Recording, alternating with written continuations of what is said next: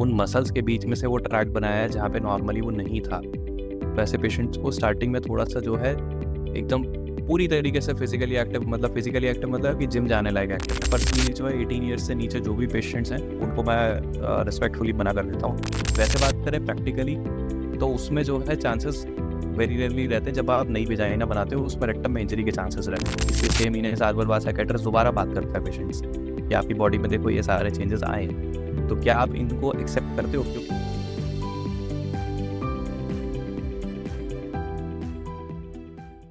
अस्सलाम वालेकुम। Health cast podcast की नई एपिसोड के साथ मैं आपका होस्ट कफील रहमान एक मरतबा फिर हाजिर हूँ। आज हम बात करने जा रहे हैं एक बहुत ही अहम टॉपिक के ऊपर जो कि रिलेट करता है सर्जरी से।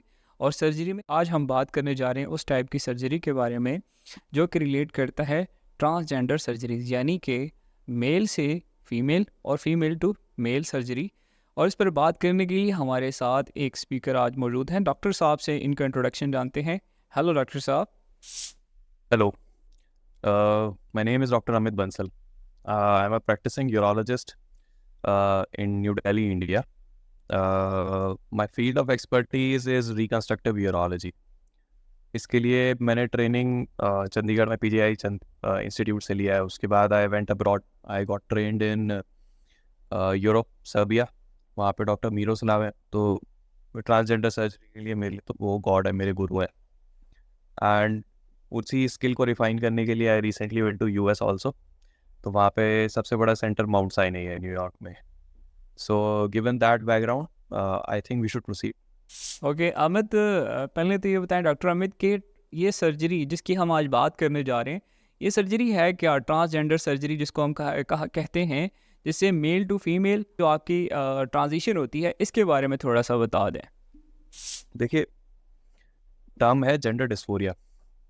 जेंडर डिस्फोरिया का मतलब है कि जो जेंडर दुनिया को सामने से दिखाई दे रहा है या उस बंदे या बंदी को शीशे में दिखाई दे रहा है, एक्चुअली में अंदर से वो काफ़ी हद तक स्टार्टिंग से ही अपने को उस जेंडर से आइडेंटिफाई नहीं करता है। बट एक्चुअली वो फिजिकली बाहर से लड़का दिखाई दे रहे हैं। क्रोमोजोमल अगर आप जेनेटिक स्टडीज़ करेंगे तो वो लड़का ही दिखाई दे रहे हैं। सोसाइटी उनको लड़का मानती है। शीशे में अगर वो देखते हैं तो अपने आप को लड़का देखते हैं। तो ये जो मिसमैच है इसको हम जेंडर डिस्फोरिया कहते हैं। अब आप सोचो, ऐसे इंसान के लिए दिन और रात बिल्कुल ऐसा होगा कि वो अपने शरीर के अंदर ही कैद है। His or her body is their own prison, and that is the kind of prison they carry themselves with all the time since a long time, perhaps since childhood. तो इसमें से काफ़ी कुछ पेशेंट्स ऐसे होते हैं जो कि सर्जिकल करेक्शन, यानी कि अंदर से अपने आप को वो जैसा फील करते हैं वैसा ही बाहर वो अपने आप को आईने में देख सकें और दुनिया भी उनको उसी तरीके से देख सके, ऐसी सर्जरीज के लिए ऑप्ट करते हैं। ऐसी सर्जरीज को हम कहते हैं ट्रांजिशन सर्जरीज, या फिर पहले इनको जो है सेक्स रीअसाइनमेंट सर्जरीज कहा जाता था, सेक्स चेंज सर्जरीज कहा जाता था, जेंडर रीअसाइनमेंट, बहुत सारे काम दिए जाते थे। लेकिन वर्ड रीअसाइनमेंट जो है गलत है, क्योंकि एक्चुअली उस आदमी का जो जेंडर है वो है ही नहीं जो कि दुनिया मानती है। मैटर ये करता है कि वो खुद अपना क्या जेंडर मानते हैं। तो इसलिए आज का जो हम टर्म यूज करते हैं that is gender affirming care. Starting से वही जेंडर था, हम सर्जिकली सिर्फ उसको वैसा रूप दे देते हैं। अमित भाई, अगर हम बात करें डायग्नोसिस की, तो is it candidate based diagnosis या उसके लिए किसी साइकोलॉजिकल सेशंस वगैरह उनको लेने पड़ते हैं, या कोई कैंडिडेट आपके पास डायरेक्ट आ जाता है कि जी मुझे ये फील होता है कि मैं इस जेंडर से रिलेट करता हूँ, तो प्लीज़ आप जो है मेरी सर्जरी परफॉर्म कर दें? इसका क्या डायग्नोसिस का क्या तरीकाकार है? बहुत ही इंपॉर्टेंट सवाल पूछा है ना। आई रियली होप कि ये पेशेंट जो है ये सवाल खुद से पूछना शुरू करें किसी भी डॉक्टर के पास जाने से पहले। देखो, हम सारे सोशल मीडिया के ज़माने में रह रहे हैं। होता यह है कि सब लोग या तो फोमो में या फिर पीयर प्रेशर में आ जाते हैं एंड दे स्टार्ट एज्यूमिंग कि शायद मेरे को जो है ऑपोजिट जेंडर जैसा फील हो रहा है और मैं वो। ऐसा नहीं होता है। कोई भी पेशेंट ये अगर मेरे पास आता है तो भी या फिर डायरेक्टली अगर किसी साइकेट्रिस्ट के पास जाता है या किसी एंडोक्रिनोलॉजिस्ट के पास जाता है, हम सारे लोग मिलकर सबसे पहले उसको साइकेट्रिस्ट के पास भेजते हैं। किसी के मन को टटोलने का सबसे बेहतर तरीका जो है एक साइकेट्रिस्ट को ही पता। Psychiatrist is the doctor who establishes or he refutes the diagnosis of gender dysphoria. वो पेशेंट को जो है बहुत टाइम लगा के इवेलुएट करते हैं, चेक करते हैं, वो ये देखते हैं कि वाकई में क्या पेशेंट जेंडर डिस्फोरिया को सफ़र कर रहे हैं या पेशेंट एक्चुअली जो है किसी तरीके से इन्फ्लुएंस्ड है, किसी एक्सटर्नल इन्फ्लुएंस की वजह से ये पेशेंट शायद स्टेप लेना चाह रहे हैं। देखो मेडिसिन में जो है एक बड़ा सरल सा रूल होता है कि सर्जरी किसी भी ट्रीटमेंट का सबसे आखिरी एस्पेक्ट होता है। सर्जरी कभी भी स्टार्टिंग में नहीं की जाती है। सर्जरी जो है एक स्टेप है जो काफ़ी हद तक रिवर्सेबल नहीं है, काफ़ी हद तक, ऐसा नहीं 100% रिवर्सेबल होता, काफ़ी हद तक जो है रिवर्सेबल नहीं होता। और सर्जरी जो है एक मेजर डिसीजन होता है किसी भी पेशेंट की लाइफ में। डायग्नोसिस जो है हमेशा एक साइकाइट्रिस्ट एस्टैब्लिश करते हैं। वो ये देखते हैं कि पेशेंट को जो जेंडर डिस्फोरिया फील हो रहा है या जब वो ट्रांजिशन चाहता है, क्या ये चेंजेस उसकी अपनी इंटरनल इमोशंस, अपनी इंटरनल टेंडेंसीज, अपनी इंटरनल थिंकिंग की वजह से है या कहीं ना कहीं जो है इसमें किसी भी एक्सटर्नल इन्फ्लुएंस का रोल है। देखो एक्सटर्नल इन्फ्लुएंस आज रहेगी, कल नहीं रहेगी। अगर ऐसे में अगर पेशेंट की सर्जरी कर दोगे तो वो पेशेंट हमेशा जो है सर्जरी से नाखुश रहेगा और कहीं ना रीजन को। इसलिए जो इंटरनेशनल स्टैंडर्ड्स है, कोई भी जो ढंग का सर्जन या कोई भी ढंग का जेंडर अफर्मिंग प्रोग्राम जो है किसी न किसी इंटरनेशनल स्टैंडर्ड को फॉलो करता है। हम जो इंटरनेशनल स्टैंडर्ड फॉलो करते हैं और जो मोस्टली वर्ल्ड वाइड प्रेवलेंट है वो है WPATH standards, world Professional Association of Transgender health. इनके अभी रिसेंटली लास्ट ईयर जो है standards of care 8th version release हुआ है। तब भी वो बड़ा साफ साफ कहते हैं सबसे पहले पेशेंट को एक साइकाइट्रिस्ट के पास जाना है। साइकाइट्रिस्ट के पास जाके वो पहले पेशेंट को ढंग से बात करेगा, बेसिकली इस्टेब्लिश करेगा इसको जेंडर डिस्फोरिया है कि नहीं है। एक बार ये चीज़ इस्टेब्लिश कर लेता है वो, तो वो एक पेशेंट को सर्टिफिकेट देता है, उसकी एक लीगल अथॉरिटी है सर्टिफिकेट की। उसके बाद जो है सारी प्रोसेस स्टार्ट होती है। सो एनी पेशेंट, चाहे वो मेरे पास आए चाहे किसी और डॉक्टर के पास है, हम सबसे पहले उस पेशेंट को जो है साइकेट्रिस्ट के पास ही भेजते हैं। सही। अगर हम बात करें टाइप ऑफ सर्जरी की, तो अमित भाई ये बता दें कि जो आपकी जेंडर ट्रांजिशन की जो सर्जरी है ये किस टाइप की सर्जरी है? लाइक टाइप ऑफ सर्जरी, इसको अगर हम बात करें कि ये आप रोबोटिक सर्जरी करते हैं, ओपन सर्जरी होती है, या ये किस टाइप से जो है ना मतलब आप परफॉर्म करते हैं, या वो आजकल जो कैमरा के थ्रू करते हैं, आप इसको किस तरह परफॉर्म करते हैं? टाइप ऑफ सर्जरी आप इसको क्या लेबल करते हैं?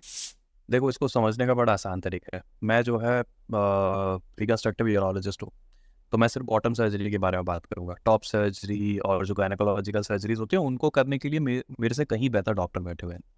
Coming to my part of surgery, हमारा जो लार्जली काम होता है दैट इज ओपन सर्जरी। क्योंकि अगर आप बात करें मेल टू फीमेल ट्रांजिशन, उसमें अगर आपको मेल टू फीमेल ट्रांजिशन करना है तो आप अगर इमेजिन करोगे बड़ा लॉजिकली कुछ मेल पार्ट्स हैं जो नहीं होने चाहिए और कुछ फीमेल पार्ट्स हैं जो कि होने चाहिए। तो उसकी अगर आप एक्सटर्नल अपीयरेंस को अगर आपने दिमाग में इमेजिन करो तो वहाँ पे मेजर काम आपका बाहर का ही है, अंदर का नहीं है। हाँ, ये ज़रूर है कि जब आपको वेजाइना बनानी होती है या फीमेल इंटरनल पार्ट बनाने होते हैं तो ऐसे में जो है रोल आता है या तो हम बाहर से ही सारी सर्जरी कर दें जिससे कि पेशेंट के पेट पे ज़रा भी एक निशान नहीं रहे।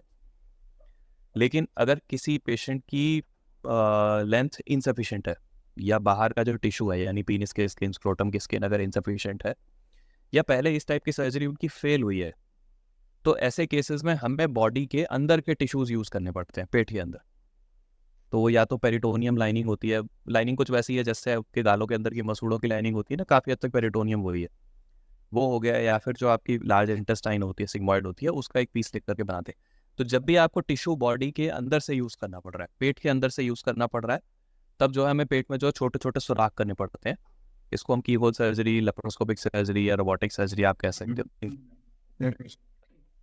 Otherwise male to female transition की अगर हम बात करें तो बाय एंड लार्ज जो है ओपन सर्जरी होती है। वैसे भी आप अगर गौर करोगे तो इसमें जो है बहुत मेजर एंगल ये भी होता है कि एक अपीयरेंस आप पेशेंट को ऐसा देना चाहते हो और पेशेंट भी ऐसा चाहता है कि सामने से जो भी उनके पार्टनर है उनको देख के ऐसा ना लगे कि कुछ ऑपरेशन हुआ है। काम ऐसा ही करते हैं जिससे कि पेशेंट के पार्टनर को या पेशेंट अगर खुद भी देखें तो उनका ध्यान जो है जो पार्ट्स बने हैं उन पे जाए, सर्जरी के निशानों पे ना जाए, तो इस तरीके से वो निशान छुप जाए उनको। हाँ, अगर आप बात करते हैं फीमेल टू मेल ट्रांजिशन की, यस। जब फीमेल ट्रांजिशन होता है तो वहाँ पे डेफिनेटली जब उनका अंदर से यूट्रस और ओवरीज, ये जो फीमेल ऑर्गन्स अंदर की होती है, जब उनको निकालना होता है, गायनेकोलॉजिस्ट इसको सबसे बेहतर करते हैं, जब वो वाला पोर्शन ऑफ सर्जरी होता है तो वो डेफिनेटली लेप्रोस्कोपिकली होता है। उसमें तो आपको जो छोटे छोटे सुराख करने पड़ेंगे जो बॉडी ऑर्गन बॉडी के अंदर ही है, ऐसे ऑर्गन्स को मोस्टली लोग जो है नीचे से लेप्रोस्कोपिकली निकालते हैं। हाँ, ये ज़रूर है कि कुछ कुछ सर्जन जो है इसको जो वेजाइना वाला रास्ता होता है वहाँ से भी सक्सेसफुली निकाल सकते हैं, तो वो बेस्ट ऑप्शन रहता है क्योंकि उसमें फिर पेट पे कोई भी निशान नहीं आता है। सो लाइपो आप कहते हैं कि सेफेस्ट यानी सबसे महफूज सर्जरी को आप इसमें काउंट करते हैं लैप्रोस्कोपी? नहीं, सेफ देखो, कोई भी सर्जरी होगी अनसेफ, कोई भी सर्जरी अगर अनसेफ है तो उनको तो कोई भी सर्जन वैसे भी करेगा नहीं। हर सर्जरी अगर हम चाहे भी कर रहे हैं उसके अपने जो है फ़ायदे नुकसान होते हैं डेफिनेटली। तो इसकी मतलब ये हुआ कि इसकी वजह से बॉडी के बाकी ऑर्गन्स के ऊपर इसका इम्पैक्ट या इफेक्ट होता है? Is it? सर्जरी की इम्पैक्ट नहीं आता, लेकिन सर्जरी के बाद जो सर्जरी के पहले जो तैयारी की जाती है पेशेंट, देखो मैं आपको पहले प्रोसीजर समझाता हूँ कैसे तैयारी होती है, तब आपको समझ आएगा कि इसका इम्पैक्ट किस तरीके से आता है। जब कोई भी पेशेंट किसी साइकेट्रिस्ट के पास जाता है और वो साइकेट्रिस्ट जो है उनको एक सर्टिफिकेट दे देते हैं, तो उसके बाद हम उस पेशेंट को एक एंडोक्राइनोलॉजिस्ट के पास देते हैं जो हार्मोन का डॉक्टर होता है बेसिकली। अब मान लो कि अगर कोई लेडी है वो मेल को ट्रांजिशन करने वाली है, कोई भी लेडी है जो कि मेल को ट्रांजिशन करने वाली है, तो ऐसी जो लेडी है उसको जो है मेल हार्मोन लेने पड़ेंगे 6 महीना। पहले साल भर होता था, डब्ल्यू पैथ आगे 6 महीना कर दिया। वो मेल हार्मोन लेने के बाद उनकी बॉडी में चेंजेस आएंगे, उनकी बॉडी में मसल मास बढ़ेगा, उनकी आवाज़ गहरी हो जाएगी, चेहरे पे बाल आने लगेंगे। बेसिकली उनको वो सारे चेंजेस जो अभी तक उनके दिमाग में थे वो शीशे में नज़र आने लगेंगे। और फिर वो डिसाइड करेंगे कि ऐसे चेंजेस जो उनके सामने आ रहे हैं, क्या वो चाहते हैं कि ये चेंजेस उनकी बॉडी में परमानेंट हो जाए और क्या वो उसके साथ रहने को तैयार है। इसलिए 6 महीने साल भर बाद साइकेट्रिस्ट दोबारा बात करता है पेशेंट से कि आपकी बॉडी में देखो ये सारे चेंजेस आए हैं, तो क्या आप इनको एक्सेप्ट करते हो? क्योंकि देखो दवा आप अगर आप बंद कर दोगे ना पेशेंट की हार्मोन की, 6 महीना साल भर में काफ़ी चीज़ें रिवर्स हो जाती है। Medicine is something which is reverse. देखो दवा आप अगर आप बंद कर दोगे ना पेशेंट की हार्मोन की, 6 महीना साल भर में काफ़ी चीज़ें रिवर्स हो जाती है। Medicine is something which is reversible to a large extent, surgery is irreversible to a large extent. इसलिए पेशेंट को मोटा मोटा हर एक मौका ऐसा दिया जाता है जिससे कि पेशेंट अगर चाहे तो अपना डिसीजन रिवर्स कर सके और उसकी बॉडी पे कोई लॉन्ग लास्टिंग जो है इम्पैक्ट ना आए। जब रिकमेंडेशन मेडिसिन की हद तक रहती है तब तक ये चीज़ रिवर्सिबल है? हाँ, क्योंकि आप दवाई बंद कर दोगे तो बॉडी की नॉर्मल केमिस्ट्री जो है दैट विल टेक ओवर। तो इसलिए जो है ये सारी तैयारी पहले होती है। हाँ, उसके बाद भी अगर पेशेंट कंफर्टेबल है कि हाँ मेरे को ये जो चेंजेस मेरी बॉडी में आ रहे हैं मैं इससे खुश हूँ और मैं लाइफ लॉन्ग इसी तरीके से रहना चाहता हूँ और मुझे ये चेंजेस पसंद है, मैं चाहता हूँ ये परमानेंट हो जाए, उस केस में फिर हम लोग सर्जरी करते हैं। तो जो बॉडी पे जो चेंजेस आते हैं आपके वो उन दवाइयों की वजह से आते हैं। एडिशनली सर्जरी से जो फ़र्क पड़ेगा वो ये होगा क्योंकि हम मेल को फीमेल अगर कन्वर्ट कर रहे हैं तो हमें टेस्टिकल्स हटाने होते हैं, और अगर फीमेल को मेल में कन्वर्ट कर रहे हैं तो हमें यूट्रस और ओवरीज हटानी पड़ेंगी। तो ये जो परमानेंट चेंज आता है वो स्टेरिलिटी का आता है कि वो कभी भी बाप या फिर कभी भी माँ नहीं बन सकते। हम यूजुअली ऐसे में रिकमेंड करते हैं कि अगर आप चाहो तो अपने स्पर्म्स को, या आजकल ओवरीज में भी क्रायो प्रिजर्वेशन होता है, कि आप अपने जो शुक्राणु हैं या आपके एग्स हैं उनको आप फ्रीज करा सकते हो। तो ये ऑप्शन आज की डेट में जो पेशेंट्स के पास अवेलेबल होता है। बट यही सर्जरी से रिलेटेड एक मेजर चेंज है जो कि इरिवर्सिबल है। अगर हमने टेस्टिस एक बार निकाल दिए या यूट्रस और ओवरीज एक बार निकाल दिए तो उसको रिवर्स नहीं किया जा सकता, उसको दोबारा लगाने का कोई तरीका नहीं है। और अगर हम बात करें जिस तरह बॉडी ऑर्गन्स आपके इम्प्लांट किए जाते हैं या आप उसको जो है कोई भी सर्जरी परफॉर्म करते हैं तो उनके एक रिप्रोडक्शन का जो उनका एक नेचुरल प्रोसेस है वो असरअंदाज होता है या वो भी इसके साथ जो है चेंज हो जाता है? उसके बारे में प्लीज़ बता दें। तो पेरेंट्स जो हैं अपना सेक्स तो कर सकते हैं, sexual intercourse they can do, but आगे बच्चे पैदा करना वो कभी नहीं कर पाएंगे क्योंकि उनके जो नेचुरल ऑर्गन्स हैं जैसे टेस्टिस हो गया या ओवरीज हो गई, यूट्रस हो गया, ठीक है, तो वो सब निकल जाते हैं। इसलिए जैसे ट्रांस वुमेन है जिनमें कि आपने नई वेजाइना बनाई है जिसके नेचुरली कभी यूट्रस नहीं था, उसको कभी पीरियड्स नहीं आएंगे। इसी तरीके से जो ट्रांस मैन है जिसके पहले यूट्रस था लेकिन आपने ऑपरेशन करके निकाल दिया, उसको भी कभी पीरियड्स नहीं आएंगे। ठीक हो गया। और अगर हम बात करें टाइप्स ऑफ कॉम्प्लिकेशंस की, तो इसमें किस टाइप्स की कॉम्प्लिकेशंस जो होती हैं वो हो सकती हैं, उसके बारे में प्लीज़ बता दें। इनको भी समझने का तरीका बड़ा लॉजिकल सा है। देखो, ऊपर वाले में और इंसान में मेजर फ़र्क यही है कि वो इंसान जो है ऊपर वाले की नकल नहीं कर सकता। हम एसेंशियली जो है, और सबसे ज़्यादा कॉम्प्लिकेशन होती हैं जिनमें हम male to female surgeries female to male surgeries करते हैं। उसमें भी जो कॉम्प्लिकेशन होती हैं वो लार्जली रिलेटेड होती हैं, क्योंकि आदमियों की तरह हमें उनमें जो है एक पेशाब का रास्ता लंबा बनाना होता है। जब आप किसी को फीमेल टू मेल, तो वो ये भी एक्सपेक्ट करेगा कि मैं एटलीस्ट खड़े होकर के जो है पीनिस की टिप से यूरिन पास कर सकूं, और वो आपको जो है पूरी की पूरी ट्यूब पीछे से आगे तक नहीं बनानी है। जो आप नई ट्यूब बनाते हो वहीं के टिश्यूज यूज़ करके बनाते हो, लेकिन उसमें जो है वैसा सपोर्ट नहीं होता जैसा कि नॉर्मल हम आदमियों की पीनिस के बाहर जो है टिश्यू सपोर्ट होता है। अब उसमें क्योंकि उतना अच्छा तो उसमें कभी कभी सिकुड़न के चांसेस होते हैं, जिसको हम स्ट्रक्चर कहते हैं कभी। ठीक है, तो ये रिलेटेड कॉम्प्लिकेशंस होती हैं। सही। और अगर हम बात करें आइडियल कैंडिडेट की, तो सर्जरी के लिए आने वाले कौन से ऐसे कैंडिडेट्स हैं जिनको आप आइडियल काउंट करते हैं। देखो, आइडियल कैंडिडेट वही है जिसको एक साइकेट्रिस्ट सर्टिफाई कर चुका है मिल करके कि यस, इस पेशेंट को जेंडर डिस्फोरिया है, और हार्मोन HRT कहलाती है नॉर्मली। हार्मोन थेरेपी लेने के बावजूद जो भी इनकी बॉडी में चेंजेस आए हैं, पेशेंट उन चेंजेस से कंफर्टेबल है, और वो चाहता है, पेशेंट बेसिकली कन्विंस्ड है, पूरी कन्विक्शन के साथ जो है कहता है कि मैं जो है ये चेंजेस चाहता हूँ कि ये लाइफ लॉन्ग हो, and I want these changes to happen to my body. See, ये डिसीजन जो है पेशेंट की तरफ से ही आता है। और अगर आप बड़े लॉजिकल टर्म्स में इसको गौरतलब करोगे तो आप सोचोगे कि पेशेंट ऐसी ऑर्गन्स पे सर्जरी करा रहा है जो ऑर्गन्स फंक्शन वाइज और अपीयरेंस वाइज जो है बिल्कुल नॉर्मल है। अगर कोई मेल टू फीमेल सही। ट्रांजिशन है तो ऐसा नहीं है कि उसकी पीनिस छोटी है इसलिए ट्रांजिशन करा रहा है।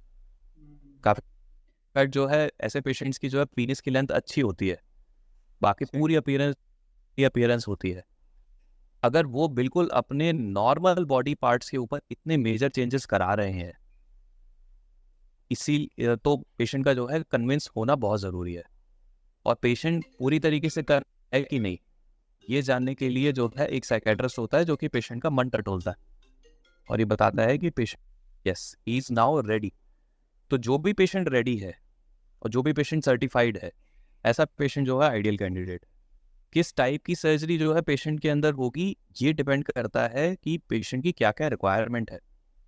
क्या पेशेंट, अगर हम फीमेल टू मेल की बात करें, तो क्या पेशेंट जो है पेनिट्रेटिव सेक्स करना चाहते हैं या नहीं करना चाहते? क्या वो सिर्फ ये चाहते हैं कि मेरी जो नीचे की अपीयरेंस है वो फीमेल जैसी ना रहे, जैसे हम मेटोडियोप्लास्टी करते हैं उसमें जो फीमेल्स में क्लिटरस है, जो कि मेल पीनिस का जो है एक तरीके से कहते हैं एक छोटा रूप कह सकते हैं, तो उसमें हम उसको ही जो है लंबा करके जो है मेटोडियोप्लास्टी कर देते हैं। तो वो एक तरीके से जो है बहुत छोटा सा पीनिस होता है, उससे आप पेनिट्रेटिव सेक्स नहीं कर पाओगे ढंग से। लेकिन उससे जो है आप जो है खड़े होकर के आप पेशाब कर सकते हो। अगर आप आईने में आप देखोगे तो आपको छोटी पीनीसी दिखाई देगी, आपको लेडी पार्ट्स नहीं दिखाई देंगे। साथ में हम टेस्टिकुलर इम्प्लांट्स भी डाल देते हैं। नीचे से अगर आप देखोगे तो आपको फीमेल पार्ट्स बिल्कुल नहीं दिखाई देंगे। काफ़ी पेशेंट्स उससे खुश रहते हैं। काफ़ी पेशेंट्स होते हैं वो कहते हैं कि नहीं, हमें पूरा फैलस चाहिए, आदमियों के जैसे जो है पीनिस चाहिए। तो उनके लिए हम जो है बाकी बॉडी पार्ट से, या तो उनका एब्डोमिनल बॉडी फैट होता है, या बगल से जो है मसल और स्किन लेकर के, और अलग अलग बॉडी पार्ट से जो है टिश्यूज़ लेकर के, उन्हीं की बॉडी से टिश्यूज़ लेकर के नया पीनिस हम लोग बना सकते हैं। स्टेजेस में करना पड़ता है, हालांकि फिर सर्जरी थोड़ी सी कॉम्प्लिकेटेड होती है, इसलिए सारी चीज़ें एक बार ही नहीं करते, क्योंकि आप सारी चीज़ें एक साथ करने के चक्कर में कॉम्प्लिकेशन का रेट अननेसेसरली बढ़ा दोगे पेशेंट के लिए। ठीक है अमित भाई, अगर बात करें लॉन्ग टर्म की, तो ऐसा तो नहीं, जिस तरह इम्प्लांट की एक सर्टन एज लिमिट है, तो वो उसके 10 ईयर्स के बाद आपको जो है ना ब्रेस्ट के जो आपके कप्स हैं वो रिप्लेस कुछ इस तरह का है, तो क्या इसमें भी यही होता है कि आपको एक सर्टन अमाउंट ऑफ टाइम के बाद आपको वो चेंजेस के लिए दोबारा फॉलो अप सेशन लेने पड़ते हैं, दोबारा उस सर्जरी के पेनफुल प्रोसीजर से गुजरना पड़ता है? Is it true? एसेंशियली जब हम मेल टू फीमेल और फीमेल टू मेल ट्रांजिशन करते हैं तो वो सर्जरीज परमानेंट होती है, उसमें कोई चेंजेस की ज़रूरत नहीं है। हाँ, कुछ पेशेंट्स ऐसे होते हैं जो कि फीमेल टू मेल ट्रांजिशन में बाद में कहते हैं कि हमारा पीनिस की लेंथ अच्छी है, हम पेशाब अच्छे से कर पा रहे हैं, अब हम पेनिट्रेटिव सेक्स करना चाहते हैं। तो ऐसे पेशेंट्स में भी हम इम्प्लांट डालते हैं, लेकिन जो इम्प्लांट होते हैं वो लाइफ लॉन्ग होते हैं। आपने एक बार डाल दिया, वो पेशेंट का लाइफ लॉन्ग चलेगा। पेशेंट को आपके पास बार बार आने की ज़रूरत नहीं है। स्टार्टिंग में थोड़ा टाइम बिल्कुल ताकि जब तक उसकी बॉडी उस इम्प्लांट से एडजस्ट कर जाए और हमें श्योर हो जाए कि इस इम्प्लांट को पेशेंट आराम से यूज़ कर पा रहे हैं, उनको प्रॉब्लम नहीं हो रही है, किसी तरीके की कोई कॉम्प्लिकेशन नहीं डेवलप हो रही है। तो स्टार्टिंग में थोड़ा समय तो कुछ महीने पेशेंट को हमारे पास आना होता है, लेकिन ये जो सर्जरीज है लाइफ चेंजिंग सर्जरीज है। लाइफ चेंजिंग सर्जरीज का मतलब ये है कि एक बार हो गई जिसका रिजल्ट पेशेंट को लाइफ लॉन्ग तक मिले। ठीक है, वो ठीक हो गया। अच्छा, अगर कोई अपनी सर्जरी से ना खुश है, अगर मैं बात करूँ फीमेल टू मेल सर्जरी में फिर डिपेंड करता है कि जब उनकी आप कह रहे हो कि फीमेल टू मेल ट्रांजिशन पहले हो चुका है, वो वापस फीमेल बनना चाहते हैं। एग्जैक्टली। हाँ, तो उस केस में जो है काफ़ी हद तक जो है हम वापस उनको फीमेल जैसी न्यू वजाइना और बाकी सारी चीज़ें जो है दे पाते हैं। बट एसेंशियली जो पार्ट हम नहीं दे पाएंगे कभी भी, वो ये है कि नॉर्मल उनका यूट्रस, उनके ओवरीज, जो उनके चीज़ हम नहीं रिवर्स कर सकते। जो चीज़ हम नहीं रिवर्स कर सकते वो ये है कि जो डी ट्रांजिशन में वापस उनका यूट्रस या ओवरीज जो पहले निकल चुके होते हैं उनको वापस नहीं लगाया जा सकता। तो इंटरनल जो चेंजेस है वो परमानेंट ही होते हैं, उनको रिवर्स नहीं किया जा सकता। और अमित भाई, अगर मैं आपसे बात करूं बिफोर सर्जरी, अगर कोई कैंडिडेट आपके पास आना चाहता है तो उसके लिए क्या प्रिकॉशंस जो हैं वो कंपलसरी हैं? बीइंग अ सर्जन आप क्या रेकमेंड करते हैं? यूजुअली मैं पेशेंट को हमेशा, जो भी मेरे पास आते हैं, मैं उनको बैठ के बस यही समझाता हूँ कि आपको उत्सुकता तो होती है जानने की कि आपको कब से ऐसा लगा कि आपको ट्रांजिशन की ज़रूरत है। आपने क्या ऐसे किसी मरीज़ से बात की है जिनका ऑलरेडी ट्रांजिशन हुआ है? क्योंकि मैं एक डॉक्टर के पर्सपेक्टिव से चीज़ें समझा सकता हूँ, लेकिन अगर मैं पेशेंट की तरह सोचूं तो पेशेंट को ज़्यादा अच्छा पता चलेगा या पेशेंट ज़्यादा अच्छा रिलेट कर पाएगा उनसे जिनकी ऑलरेडी ट्रांजिशन सर्जरी हो चुकी है। उनकी जर्नी क्या थी, उनको क्या फील हुआ था, जो practical day to day challenges उन्होंने पहले फेस किए थे या बाद में फेस किए थे। तो ये सारी मेरी जानने की कोशिश हमेशा रहती है। लेकिन कभी भी मैं जेंडर डिस्फोरिया की डायग्नोसिस खुद कभी नहीं बनाता। मैं हमेशा एक साइकेट्रिस्ट के पास पेशेंट को भेजता हूँ, जो कि एक ट्रेन प्रोफेशनल है, जो कि इस डायग्नोसिस को बनाने के लिए जो है सक्षम भी है और लाइसेंस्ड भी है। अगर वो एक बार ही अपनी सच बोल देते हैं कि जेंडर डिस्फोरिया है वाकई में, उसके बाद पेशेंट की तैयारी शुरू होती है। पेशेंट जब मेरे पास आते हैं तो मैं कोशिश करता हूँ कि जो रियलिटी है वो और जो उनकी एक्सपेक्टेशंस हैं उनको मैं कहीं ना कहीं मीट कर सकूँ। अगर वो चाहते हैं कि वो एकदम से ऐसा कुछ मतलब उनकी एक्सपेक्टेशन अनरियलिस्टिक ना हो, तो एग्जामिनेशन के टाइम पे ही मैं उनको बताता हूँ कि जैसे जैसी आप सर्जरी चाह रहे हो, उनका रियलिस्टिकली जो है ऐसा ऐसा ऐसा रिजल्ट आ सकता है। कोशिश मेरी ये भी रहती है कि अगर पेशेंट ऐसा पहला है, जो पहले मेरे पेशेंट्स रहे हैं जिनकी सर्जरीज हुई है, अगर उनमें से कोई कंफर्टेबल है बात करने के लिए, तो वो पेशेंट जो है, पुराने पेशेंट मेरे जो है, इन वाले पेशेंट से बात कर सकें और उनको बता सकें कि रियलिटी कैसी है। एकदम से अगर अगर मैं पेशेंट हूँ, मैं किसी डॉक्टर के पास जाता हूँ कि जी सर मेरा कद जो है आप 6 फीट बढ़ा दो, तो ये किसी डॉक्टर के लिए पॉसिबल नहीं है। तो हो सकता है कि पेशेंट की कुछ एक्सपेक्टेशंस ऐसी हों। हाँ, मोस्टली मैंने ये देखा है कि पेशेंट्स जो हैं यूजुअली समझदार होते हैं। जब इतनी लाइफ चेंजिंग सर्जरी उनके होने वाली होती है तो वो अपने आप को पहले से ही काफ़ी एजुकेट करके रखते हैं और उनकी एक्सपेक्टेशंस काफ़ी हद तक रियल होती है। लेकिन सारे पेशेंट ऐसे नहीं होते। एक आध दो पेशेंट हमेशा होंगे जिनकी एक्सपेक्टेशन अनरियलिस्टिक होंगी, जो अनरियलिस्टिक चेंजेस बॉडी में चाहेंगे। उनको जो है रियलिटी के साथ जो एक्सपेक्टेड आउटकम है उसके साथ मैच करना बहुत ज़रूरी है, क्योंकि वो चीज़ अगर पेशेंट को सर्जरी के बाद नहीं दिखेगी तो वो बहुत परेशान होंगे। और अमित, डॉक्टर अमित, अगर हम बात करें पोस्ट सर्जरी की, यानी सर्जरी परफॉर्म होने के बाद, अ, क्या गाइडलाइंस हैं, उसमें किन बातों का ख्याल रखना ज़रूरी है कैंडिडेट को, उसके बारे में प्लीज़ बता दें। सबसे ज़्यादा जो प्रिकॉशन रखना होता है वो यूजुअली पेशेंट्स जिनका मेल टू फीमेल ट्रांजिशन होता है उनको रखना होता है। उसमें रीज़न एक बहुत बड़ा है, क्योंकि हमें नई वजाइना बनानी पड़ती है।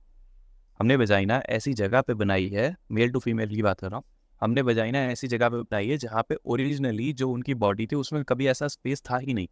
उस जगह को मेंटेन करने के लिए उनको जो है लाइफ लॉन्ग डायलिटेशन की ज़रूरत पड़ती है। डायलिटेशन बेसिकली एक प्रोसीजर होता है जिसमें एक छोटा सा डायलेटर नई वजाइना में डाल के उसकी चौड़ाई और उसकी गहराई मेंटेन की जाती है। स्टार्टिंग में सर्जरी के बाद पेशेंट्स को काफ़ी फ्रीक्वेंटली करना पड़ता है, दिन में 2-3 बारी भी करना पड़ता है। लेकिन जैसे जैसे चीज़ें अपनी जगह पकड़ लेती हैं इसकी फ्रीक्वेंसी कम हो जाती है, लेकिन लाइफ लॉन्ग ये चलती है, कभी कम कभी ज़्यादा। दूसरा, डिपेंडिंग कि पेशेंट की किस टाइप की वेजाइनोप्लास्टी हुई है। सिर्फ पिनाइल इन्वर्जन यानी पीनिस की स्किन को इस्तेमाल होकर की गई है, या फिर पेरिटोनियम यूज़ हुई है, या सिग्मॉइड यूज़ हुई है, उसमें निर्भर करता है कि पेशेंट को लुब्रिकेशन की ज़रूरत पड़ेगी या नहीं पड़ेगी। जिसमें बाहरी स्किन यूज़ करते हैं, पीनिस यूज़ करते हैं, ऐसे पेशेंट्स को जो है लाइफ लॉन्ग लुब्रिकेशन की ज़रूरत भी पड़ती है। जिसमें पेरिटोनियम यूज़ करते हैं या जिसमें इंटेस्टाइन का पीस यूज़ करते हैं, सिग्मॉइड, वहाँ पे काफ़ी हद तक कुछ नेचुरल लुब्रिकेशन होती है, तो कुछ कुछ पेशेंट्स को जो है लुब्रिकेशन की ज़रूरत नहीं पड़ती।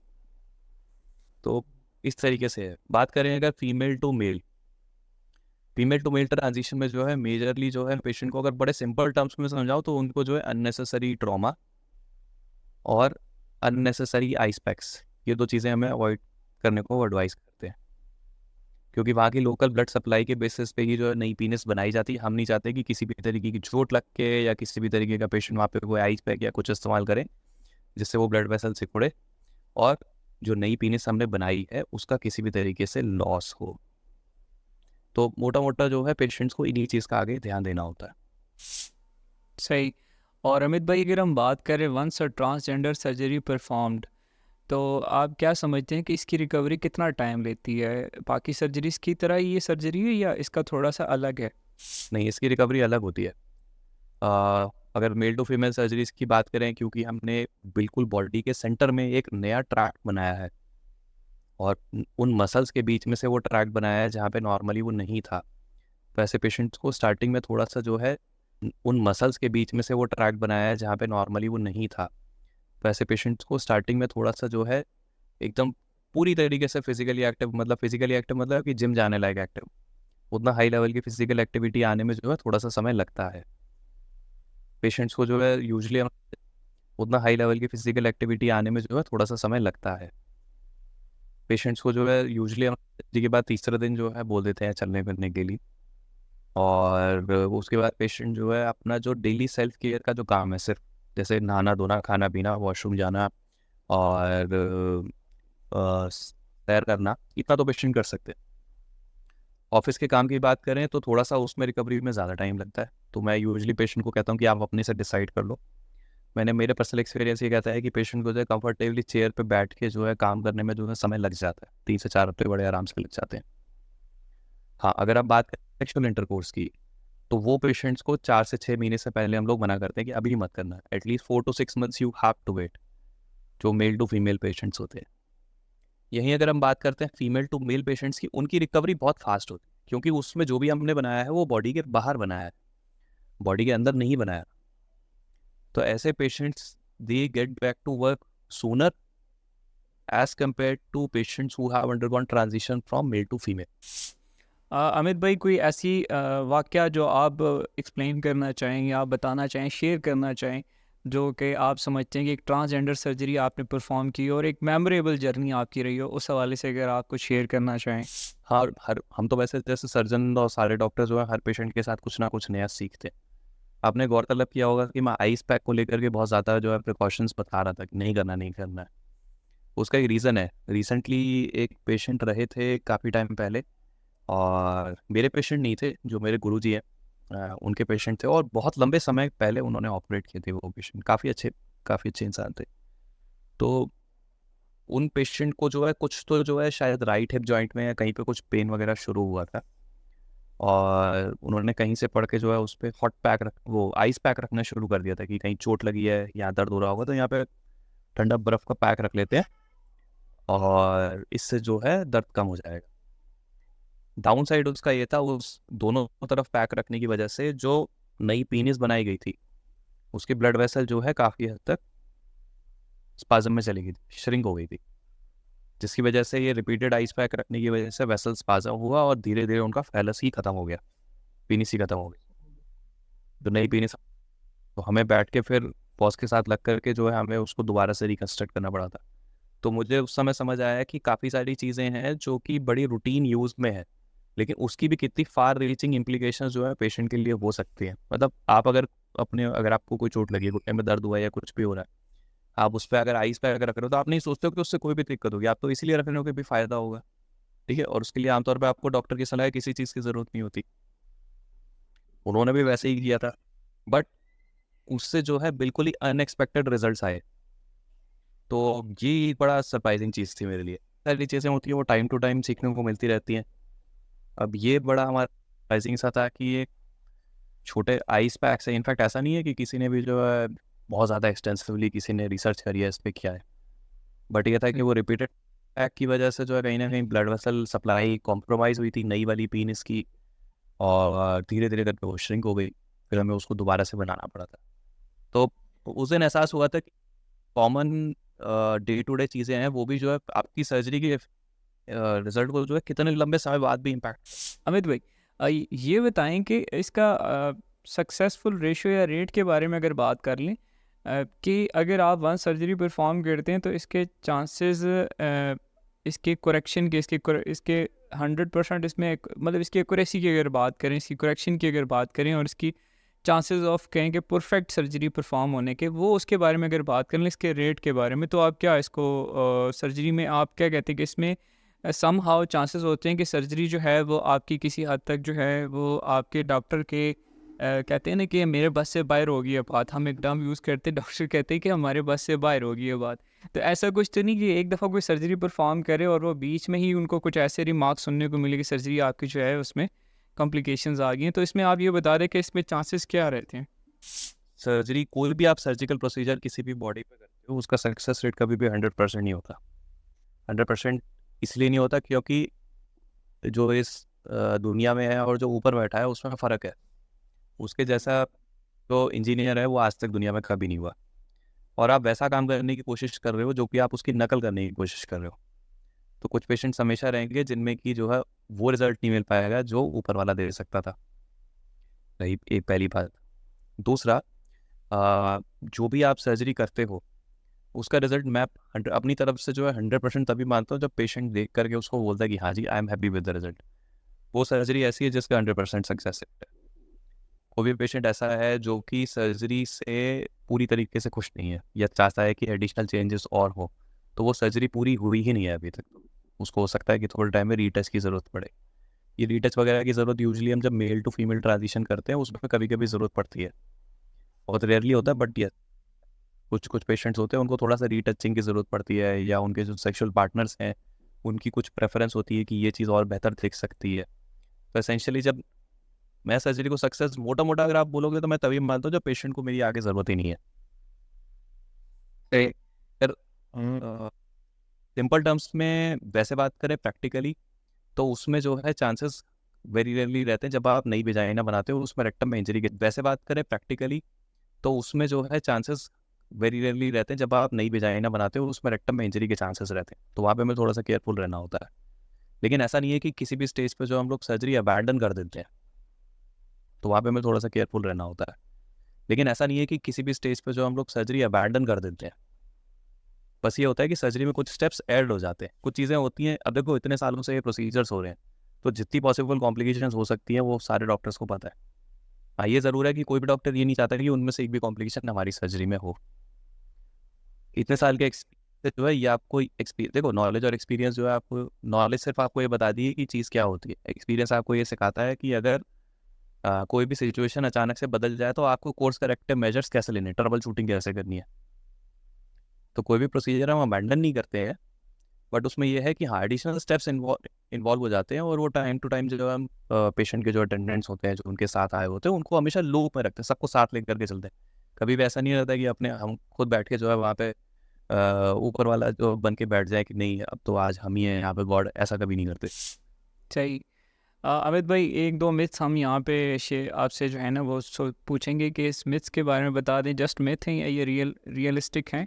एक ही कहा जाता है कि जब आप सर्जरी करवाते हैं, ट्रांसजेंडर सर्जरी की ऑप्शन को अवेल करते हैं, तो आप बाउंड हो जाते हो, आप ट्रैवलिंग नहीं कर सकते, आप किसी दूसरे मॉलिज के पास यानी दूसरे डॉक्टर के पास आप नहीं जा सकते, आप बाउंड हो जाते हो। Once a plan you have choose, और एक दफ़ा आपने जो डॉक्टर चूज़ कर लिया आप उसी के पास जाओगे, आप अपना डोर चेंज नहीं कर सकते ट्रीटमेंट के लिए। आप क्या कहते? ऐसा कुछ नहीं है। हमारे पास भी काफ़ी सारे पेशेंट्स होते हैं जिनका कि पुरानी कोई सर्जरी हुई होती है, जैसे कभी कभी होता है प्रॉपरली अगर पेशेंट डायलिटेशन नहीं कर रहे हैं या उनकी वेजाइनल एट्रीजिया हो गया, जो पहले वेजाइना बनाई थी, नाउ दैट इज़ लॉस्ट। काफ़ी सारे पेशेंट्स आते हैं, उनका जो है सिग्मॉइड से बनाते हैं दोबारा। तो ऐसा कुछ नहीं है, मतलब ऐसा नहीं है कि पेशेंट को जो है बांध दिया गया किसी डॉक्टर के पास। पेशेंट के पास हमेशा, ऐसा नहीं है कि पेशेंट को जो है बांध दिया गया किसी डॉक्टर के पास। पेशेंट के पास हमेशा फ्रीडम रहती है, वो किसी भी समय अपना ट्रीटमेंट कोर्स जो है किसी भी डॉक्टर के पास कैरी कर सकते हैं, ऐसा कुछ नहीं। सही। और नेक्स्ट मिथ ये है कि वंस आपने इनिशियली जो आपने मेडिकेशन की बात की कि अगर आपने वहाँ से मेडिकेशन स्टार्ट कर दी हैं तो आपके पास रिव्यू का ऑप्शन नहीं रहता। आपने एक दफ़ा लॉक कर दिया कि जी ट्रांसजेंडर सर्जरी मैंने परफॉर्म करवानी है, तो देन आपके पास कोई ऑप्शन नहीं रहता रिवर्स का, आपने वो करवा के ही रहना है, ऐसा कुछ है? नहीं, ऐसा कोई नहीं है। देखो, मेडिकल साइंस में everything is based on informed consent. Informed consent मतलब पेशेंट की पूरी होश हवास में और पेशेंट जब चीज़ समझते हैं और जब वो परमिशन देते हैं, तभी कोई भी चीज़, कोई भी मेडिकल स्टेप लिया जाता है। तो चाहे वो पेशेंट की हार्मोन थेरेपी हो, जो वो पेशेंट हार्मोन थेरेपी लेंगे 6 महीने साल भर तक, वो पेशेंट जब चाहे उस हार्मोन थेरेपी को बंद कर दें। ठीक है, हाँ ये ज़रूर रहता है कि दवाइयाँ और डॉक्टर की निगरानी में जो है रखा जाता है, क्योंकि जब आप कोई भी बॉडी ऑल्टरिंग केमिकल बाहर से दे रहे हो तो उसके बॉडी की ब्लड केमिस्ट्री पे फ़र्क पड़ता है पेशेंट की। तो उसके फॉलोअप के लिए उनको ज़रूर बुलाते हैं, टाइम टू टाइम उनको बोलते हैं कि आप टेस्ट करा लो। अब आपको सोचो कि अगर मैं आपसे कह रहा हूँ कि सर्जरी, कोई भी इवन मेडिसिन स्टार्ट करने से पहले, तो हर स्टेप पे जो है पेशेंट की मर्जी होती है। पेशेंट, ऐसा तो है नहीं कि डॉक्टर घर पे जाके इलाज कर रहा है। पेशेंट जो है अचानक से डिसाइड कर लेगी नहीं मेरे को ट्रांजिशन नहीं कराना, तो अगली बार डॉक्टर के पास ही नहीं जाएगा वो। अमित भाई, नेक्स्ट मिथ के बारे में बात करेंगे कि ये सिर्फ कॉस्टली ट्रीटमेंट है और ये सिर्फ लीड क्लास के जो लोग हैं वही करवा सकते हैं। इस बारे में आप क्या कहेंगे, एक मिथ है या ये दुरुस्त है? देखो, ये भी मिथ होती है, ठीक है। कॉस्ट डेफिनेटली किसी भी पेशेंट के ट्रीटमेंट सीख करने में एक डेफिनेटली बैरियर बन सकता है, लेकिन वो कॉस्ट फैक्टर जो है हर बीमारी के साथ है। ऐसा नहीं है कि सिर्फ जो है जेंडर अफर्मिंग केयर के साथ है। किसी पेशेंट को अपना फ्रैक्चर का इलाज कराना है, किसी पेशेंट को अपने बॉडी फैट का इलाज कराना है, किसी को स्टोन का इलाज कराना है, किसी को कैंसर का इलाज कराना है, तो जो कॉस्ट फैक्टर है वो तो सारी ही सर्जरीज के साथ है। तो it is not something which is unique to gender affirming care, but which is universal to entire medical care. अब वो जो है इनकी चॉइस के हिसाब से है कि पेशेंट जो है कहाँ पे अपना इलाज कराना चाहते हैं। तो वो अगर बिल्कुल ही अगर एकदम से बहुत ही एकदम कॉस्टली और हाई फाई सेटअप पकड़ेंगे, तो ऑब्वियसली जो है वहाँ पे जो है उनको चीज़ें महंगी पड़ेंगी। तो मेरी सलाह यूजली ये रहती है कि आप जो है डॉक्टर पकड़ो और फैसिलिटी के पीछे मत भागो, क्योंकि अल्टीमेटली वो फैसिलिटी आपका इलाज नहीं करेगी, आगे पीछे का सारा जो है आपका डॉक्टर देखेगा। So you go by the doctor of your choice, not exactly the facility of your choice, क्योंकि डॉक्टर आपने अगर सही पकड़ा है तो फैसिलिटी वगैरह बाकी सब चीज़ों की जिम्मेदारी डॉक्टर की होती है, वो उसकी हेडेक आपको नहीं लेनी। ओके, हॉस्पिटल, ठीक ठीक। अच्छा अमित भाई, एक और मिथ है हमारे पास कि डेडिकेटेड टाइप ऑफ सर्जरी है, इसमें आप एक टाइप की सर्जरी परफॉर्म करवा रहे हो अपने डॉक्टर से, तो ट्रीटमेंट में आपके जो दूसरी type of surgery, let suppose आप करवा रहे हैं किडनी का कोई ट्रांसप्लांट वगैरह करवा रहे हैं, कोई साथ दूसरी सर्जरी करवा रहे हैं, तो आप वहाँ पर दूसरी सर्जरी जो आपकी है वो आप नहीं करवा सकोगे एट दैट टाइम जब आप परफॉर्म करवा रहे हो आपकी ट्रांसजेंडर सर्जरी की, जो आप ट्रांजिशन करवा रहे हो उसके लिए आप जस्ट डेडिकेटेड वे में वो एक टाइप की सर्जरी ही परफॉर्म होगी आपके एक टाइम में, ऐसा कुछ है? नहीं, एक चीज़ तो देखो, फैक्ट है कि अगर किसी, देखो है ना, एक साथ करने से खिचड़ी बनती है। तो अगर किसी पेशेंट के ट्रांजिशन ऑलरेडी हो चुका है, अगर सवाल ये है कि किसी पेशेंट की ट्रांजिशन सर्जरी पहले हो, अगर में जो है कोई भी किडनी ट्रांसप्लांट हो गया या प्रोस्टेट कैंसर हो गया, क्योंकि मेल टू फीमेल ट्रांजिशन में प्रोस्टेट तो निकलता नहीं है, वो तो पेशेंट के अंदर ही रहता है। तो प्रोस्टेट कैंसर सर्जरी जो हो गई, ये सर्जरी, तो सवाल अगर ये है कि फ्यूचर में आप कोई सर्जरी करा सकते हो या नहीं करा सकते हो, बिल्कुल करा सकते हो, ऐसा कुछ नहीं है। और अगर आपका ये सवाल है कि किसी पेशेंट की ट्रांजिशन की प्रोसेस चल रही है और उस टाइम पे उसको जो है सर्जरीज की ज़रूरत पड़ गई, जैसे कि मान लो ट्रांसप्लांट की ज़रूरत पड़ गई या कोई प्रोस्टेट कैंसर, ब्लैडर कैंसर, इन सर्जरीज की ज़रूरत पड़ गई, तो क्या पेशेंट दोनों साथ में करा सकते हैं? नहीं। उस केस में जो लाइफ सेविंग सर्जरीज होती है उनको पहले किया जाता है। जो प्रोस्टेट सर्जरीज हो गई या ब्लैडर कैंसर सर्जरीज हो गई या किडनी ट्रांसप्लांट, जिस क्योंकि पेशेंट की लाइफ उस पर डिपेंडेंट है और काफ़ी हद तक पेशेंट खुद भी रियलाइज़ करते हैं ये चीज़ें। वो पहले की जाती हैं, जब वो सारी सेटल होती हैं तो ट्रांजिशन सर्जरीज बाद में की जाती है। देखो ट्रांजिशन सर्जरी आज होगी कल होगी, पेशेंट की लाइफ को कोई खतरा नहीं है उसमें, लेकिन जो कैंसर सर्जरीज हैं उनको डिले नहीं करते इन चीज़ों के लिए, तो they hold priority over the transition surgeries. But it is a fact that both surgeries are not done together, and it is also a fact that one surgery can be done after the other. अच्छा, next myth की तरफ चलते हैं अमित भाई। अमित भाई, कहा यह जाता है कि अगर आपने एक एक स्पेशल टाइप की सर्जरी, जिस पर हम बात करते हैं, ये ट्रांजिशन की सर्जरी की बात करते हैं, तो बस आपने अगर ये ट्रीटमेंट जो है अवेल कर लिया, ऑनगोइंग ट्रीटमेंट है, तो कहा यह जाता है कि आपको हाई डोजेजेस ऑफ मेडिकेशन जो है ना, वो आपकी ज़मानत है या आपकी वो श्योरिटी है कि आपकी रिकवरी जल्दी होगी। क्या ये दुरुस्त है? नहीं, देखो ये पहली ना धारणा ही गलत है। रिकवरी बॉडी खुद करती है। जो भी आपकी दवाइयाँ होती हैं वो सिर्फ सहारा बनती है। अगर आपके पैर में चोट लगी है और आप जो है छड़ी लेकर के चल रहे हो, तो वो छड़ी आपकी पैर की रिकवरी नहीं करा रही है। रिकवरी तो पैर खुद ही कर रहा है। छड़ी तो उस टाइम के लिए सहारा बनी हुई है ताकि आप चल सको। बिल्कुल यही रोल होता है किसी भी दवाई का। किसी भी सर्जरी के बाद पेशेंट को जो है पेन एक्सपेक्टेड है तो पेन किलर दे दी जाती है। किसी भी पेशेंट को एक्सपेक्टेड होता है कि इन्फेक्शन होने के चांसेस होते हैं तो एंटीबायोटिक दे दी जाती है। लेकिन अंदर जो टिश्यू हीलिंग हो रही है, जो जख्म भर रहे हैं, वो बॉडी खुद ही भरती है। हम डॉक्टर्स का और दवाइयों का रोल तो मात्र सहारे का होता है। हीलिंग तो बॉडी खुद ही करती है, तो ये बॉडी खुद करती है, हम लोग सिर्फ एक सहारा बनते हैं। सही सही।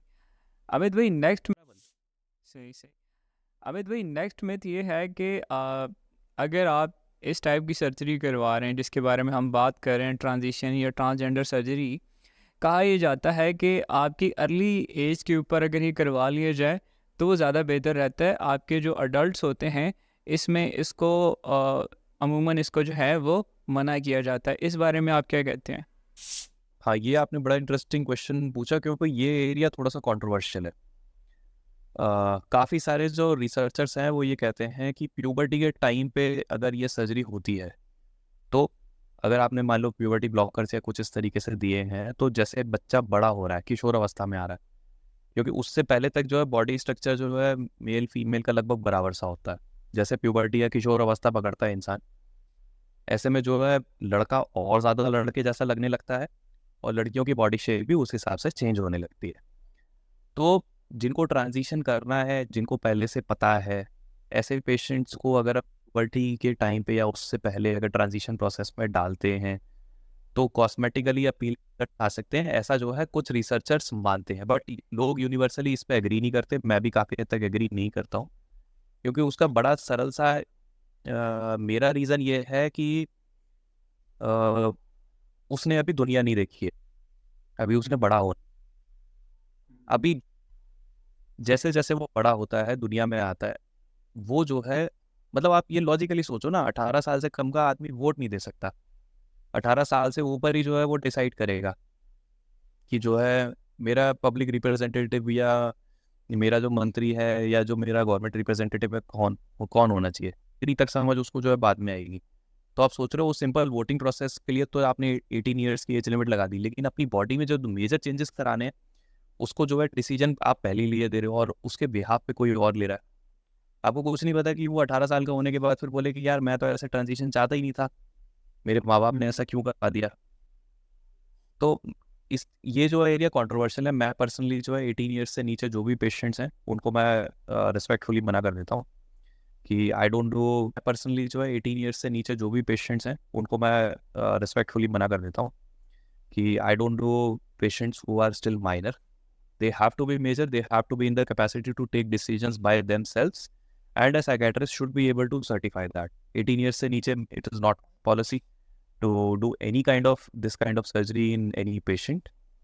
हाँ, लेकिन वेस्ट में जो है काफ़ी सारे रिसर्चर्स हैं जो कि कहते हैं कि नहीं आपको कर देना चाहिए। उनका अगर आप साइंटिफिकली पूछोगे तो उनका पॉइंट ठीक है, लेकिन अगर आप पेशेंट के तौर पे सोचोगे तो एक भी पेशेंट अगर ऐसा है जो कि डाउटफुल हो सकता है या बाद में जाके वो सोचे कि यार मेरी लाइफ का जो है क्या हो गया, तो वो चीज़ सही नहीं है। सही। नेक्स्ट मिथ की तरफ चलते हैं। कहा यह जाता है अमित भाई कि अगर आपको कुछ डिज़ीज़ हैं, जैसे कि आपको कुछ हार्ट की डिज़ीज़ हैं, आप मेडिकल आपकी चल रही है, मेडिकल ट्रीटमेंट आपका चल रहा है, या आपको शुगर वगैरह है, तो आप अवेल नहीं कर सकते ये ट्रीटमेंट, तो क्या ये दुरुस्त है? ना, वो पहले के ज़माने की थिंकिंग थी। आजकल तो एनेस्थीसिया और जो इसके सर्जिकल टेक्निक्स है वो काफ़ी अच्छी है, वो सब तरीके के पेशेंट्स हो जाती है। अनटिल अनलेस पेशेंट ऐसा है कि जो कि हार्ट का डॉक्टर बोल दे कि भाई ये हाई रिस्क सर्जरी है, पेशेंट को लाइफ की थ्रेट है, सब हो जाता है। सही। ऐसा कॉल ले लेते हैं हम हमेशा कार्डियोलॉजिस्ट और एंडोक्रिनोलॉजिस्ट इन सबको लूप में रख कॉल ले लेते हैं हम हमेशा कार्डियोलॉजिस्ट और एंडोक्रिनोलॉजिस्ट इन सबको लूप में रख के पूछते हैं कि आप सर्जरी का रिस्क बता दो। ठीक है, वो रिस्क असेसमेंट बता देते हैं अपनी। लेकिन जितना खतरा पहले रहता था, आज की medicine, modern medicine, anaesthesia equipment और ये सब काफ़ी ज़्यादा एडवांस्ड है। आज की डेट में वो बाधा नहीं बनती पेशेंट की ट्रीटमेंट में। सही। फर्दर ट्रीटमेंट के बारे में अगर पूछें आपसे कि वंस अगर आपसे ये ट्रीटमेंट करवा लेते हैं, ये अवेल कर लेते हैं ट्रीटमेंट ऑप्शन, फ्यूचर में इसकी दोबारा नीड अगर किसी को हो तो वो दोबारा अवेल कर सकता है, या ये एक दफ़ा करवा लिया, यानी जिस तरह आपने बताया कि उसने अब वो साइज़ इंक्रीज़ करवाना है और पेनिट्रेशन की तरफ जाना है, तो क्या वो वहाँ पे बाउंड हो गए, एक दफ़ा करवा लिए वो फर्दर आगे नहीं जा सकते, या करवा सकता है ट्रीटमेंट फर्दर? नहीं नहीं, देखो, पेशेंट की जो खासकर फीमेल टू मेल ट्रांजिशन है वो सर्जरीज 2 से 3 बारी में होती है। 3 बारी में मैं वो कह रहा हूँ कि फाइनल स्टेप इसका होता है कि पेनिट्रेटिव सेक्स के लिए हम लोग उसमें इम्प्लांट डालते हैं अंदर, हार्डनेस के लिए, राइट। वो जो सर्जरीज होती हैं वो यूजुअली 3-3, 6-6 महीने के गैप पे होती है। पेशेंट के पास जो है हर पहले स्टेप के बाद ऑप्शन रहता है कि मैं दूसरा स्टेप नहीं कर रहा हूँ, आई स्टे लाइक दैट। वो पेशेंट की चॉइस के ऊपर होता है, लेकिन हर स्टेप पे कुछ ना कुछ किया जा सकता है पेशेंट की विश के अकॉर्डिंग। सही। और इंटरनेशनल कम्युनिटी गाइडलाइंस स्टैंडर्ड्स की बात करें, उसको आप अगर डिफ़ाइन कर दें, क्या इसके लिए गाइडलाइंस अवेलेबल हैं इंटरनेशनल केयर के पॉइंट ऑफ व्यू से? World Professional Association of Transgender Health की गाइडलाइंस हैं। अब इनका last year standards of care 8th version आ गया है इनका। तो बाय एंड लार्ज जो है मोस्टली जो रिकन्स्ट्रक्टिव सर्जन्स हैं जैसे मैं हूँ, तो हम लोग जो है उन्हीं को फॉलो करते हैं, क्योंकि वो बहुत लार्ज स्केल डेटा और बहुत ही लार्ज नंबर ऑफ पेशेंट्स और डॉक्टर्स के एक्सपीरियंस पे बनाई गई है। सही। वाइंड अप सेशन की तरफ चलते हैं। हमारा इंटरेस्टिंग सेगमेंट होता है ये, इसमें हम गेस्ट स्पीकर से पब्लिक अवेयरनेस मैसेज, जो भी गेस्ट स्पीकर बेहतर समझता है वो पब्लिकली यहाँ पर स्प्रेड करता है। सो प्लीज़ अगर कोई मैसेज आप पब्लिक अवेयरनेस के पॉइंट ऑफ व्यू से यहाँ पर देना चाहें। पब्लिक अवेयरनेस के लिए मेरा मैसेज यही रहेगा कि देखो, ये जून का महीना जो है प्राइड मंथ कहलाता है।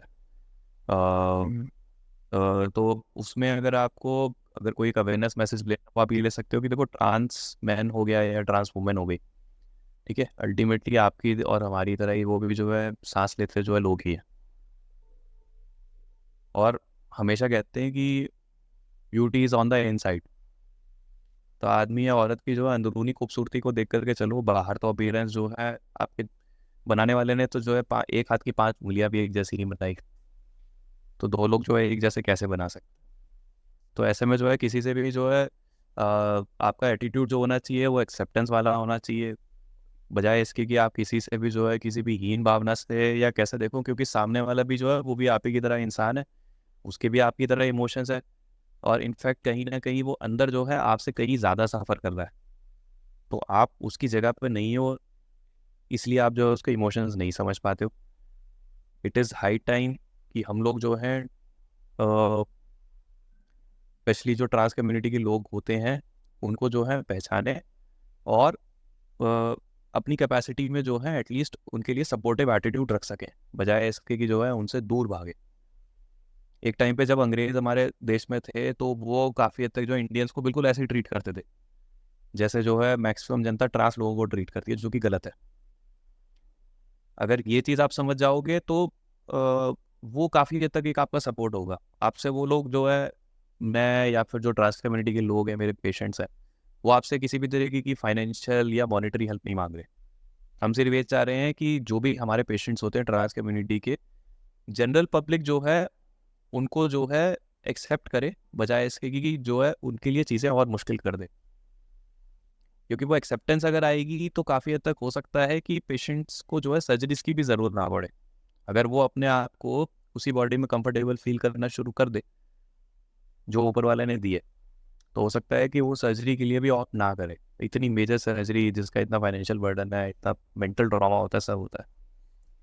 तो एक्सेप्टेंस एक, मैं चाहता हूँ कि जो है जनरल पब्लिक से जो है सब लोगों के लिए आए, नॉट जस्ट ट्रांस पीपल, हर तरीके की कम्युनिटी, हर तरीके के लोग। आपसे हम लोग पैसे वैसे नहीं मांग रहे, बट एक सोशल एक्सेप्टेबिलिटी मांग रहे हैं, एक सोशल रिस्पॉन्सिबिलिटी मांग रहे हैं। तो इस, अब सब जानते हैं जून का महीना जो है प्राइड मंथ होता है, तो that is the kind of message that I want to really give out to the community, and specifically to the people who are trans and who are looking for surgery. I would recommend shortcut के लिए बिल्कुल मत जाना। एक बहुत ज़्यादा problem जो आजकल हम लोग फेस कर रहे हैं वो है डी ट्रांजिशन की। डी ट्रांजिशन होता है कि आपने ट्रांजिशन सर्जरी करा ली और फिर आप एकदम से आप सेटिस्फाइड नहीं हो, आप भाग रहे हो कि मैं पहले जैसा ही, या मैं पहले जैसी बिल्कुल ठीक थी। और उसका मेजर रोल निकल के यही आता है कि आपकी प्रॉपर जो है तैयारी नहीं हुई होती। इसलिए जो है आप प्रॉपर एक प्रोसेस फॉलो करो तो आपको जो है ड्यूरेबल रिजल्ट्स मिलेंगे। अगर आप शॉर्टकट के चक्कर में भागोगे तो नुकसान होगा। इसको समझने का बड़ा सरल एग्जाम्पल है, एक क्लास में 50 बच्चे होते हैं, सबको एग्जाम वाले दिन एक ही क्वेश्चन पेपर मिलता है। कुछ बच्चे तो टॉप कर जाते हैं, कुछ फेल हो जाते हैं। उसमें उस क्वेश्चन पेपर की गलती नहीं है, उसमें सब फर्क आ जाता है कि किस बच्चे ने पीछे कितनी तैयारी करी है। तो सर्जरी का रिजल्ट तो आपको हमेशा मिलेगा, लेकिन सर्जरी से आप कितना खुश हो वो डिपेंड करेगा कि आपकी पीछे तैयारी कितनी अच्छी रही है। डी ट्रांजिशन के काफ़ी सारे पेशेंट मेरे पास आ रहे हैं, लेकिन अनफॉर्चुनेटली उसमें मेन रीज़न मेरे समझ में यही निकल के आ रहा है कि कुछ उतावले पेशेंट्स, सोशल मीडिया का प्रेशर, और कुछ हद तक जो है कुछ हमारी मेडिकल कम्युनिटी के लोग वो जो है शॉर्टकट्स की तरफ भाग रहे हैं, और उसका खामियाजा जो है अल्टीमेटली फिर पेशेंट्स को उठाना पड़ता है। और जब डी ट्रांजिशन की बात आती है वहाँ पे वो फिर आपको वो लोग नहीं मिलेंगे जिन्होंने आपकी ओरिजिनल सर्जरी करी थी। सो ये सैड रियलिटी, आप शॉर्टकट की तरफ मत भागो। अगर लाइफ लॉन्ग सर्जरी है, आपने ऑलरेडी काफ़ी साल इस चीज़ को झेलते हुए निकाल दिए, तो 6 महीना 8 महीना या साल भर रुकने में जो है कोई बुराई नहीं है। अगर आप कोई भी चेंजेस ऐसे कराना चाह रहे हो जो चाहते हो कि आप आपकी बॉडी में पूरी रिमेनिंग लाइफ, तो no shortcuts. Thank you so much Amit भाई, आपका मैसेज सबसे मुनफरिद और अलग था और बड़ा ही कनेक्टिंग था। इवन के फील हुआ है वो आपका message. Thank you so much आपके टाइम का, आपने अपना कीमती वक्त का एक अहम हिस्सा हमें दिया। So nice of you. Thank you जी। बहुत शुक्रिया अमित भाई। जी नाज़रीन, ये थे हमारे साथ अमित भाई, और उम्मीद करते हैं आज का सेशन आपके लिए इन्फॉर्मेटिव साबित होगा। जुड़े रहिए हेल्थकास्ट के साथ, नेक्स्ट एपिसोड के साथ फिर हाजिर होंगे। अपना बहुत सारा ख्याल रखिएगा। Stay healthy, stay connected with Healthcast. अल्लाह हाफ़िज़।